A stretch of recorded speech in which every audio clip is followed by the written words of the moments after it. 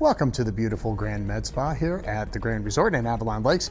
With me, Dr. Dulay, who runs our dermatology center, and on this side, Dr. Moosally, who handles the med spa. But he's been a doctor for, gosh, how long? Long time. Long time, more than you would think. Okay, so we're into January. We're going to start watching playoff football, and inevitably, there is always one or two people that are always at the game without a shirt. So I always wondered, how bad is that for you? So I thought we'd start from the inside or the outside and go in. Let's talk skin first. Yes. When you see this as a doctor, do you laugh? Do you cringe?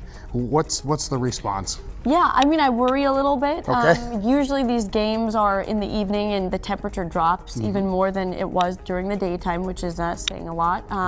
And the risk for, skin irritation like eczema just goes through the roof with the windy, cold, dry conditions. And then frostbite as well. I would think, Yes, right? yeah, definitely. When does frostbite occur? Well, you can get frostbite if you've been in freezing temperatures, so below 0 Celsius or 32 Fahrenheit for around 15 minutes or more. So Okay. I think these games are a little bit longer than that. They are, yeah. And the wind blows pretty hard Yes. sometimes. And the wind chill, yeah, we have to factor that in. Okay. And if it's a day game, actually, there's a thing for that, right? Well, if it's a day game, then you're worried about sun exposure, the UV radiation that's kind of, hitting the bare skin without the t-shirt or jacket to protect. So Right. you have to actually wear sunscreen even though it may be 0 degrees. They're probably applying more Bud Light than they are sunscreen. I think so. I would think so. Okay, so let's talk about the inside. When you see something like this as a doctor, does it concern you, or is it really that big of a deal, I guess? It is that big of a deal. It is, okay. For the person who's engaging, right, and the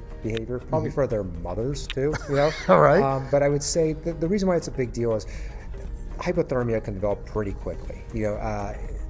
Which one is what? Hypothermia is the body temperature dropping technically below 95 degrees. Okay. Right? However, as it continues to go lower, the symptoms, the cascade of events that occur in your body to shut it down, basically, start to progress and pick up.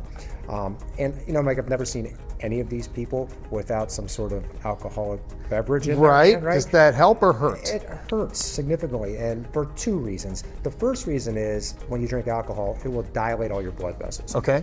Dilation of the blood vessels allows for more surface area to give off heat. Okay. So their body temperature actually starts to drop faster, right?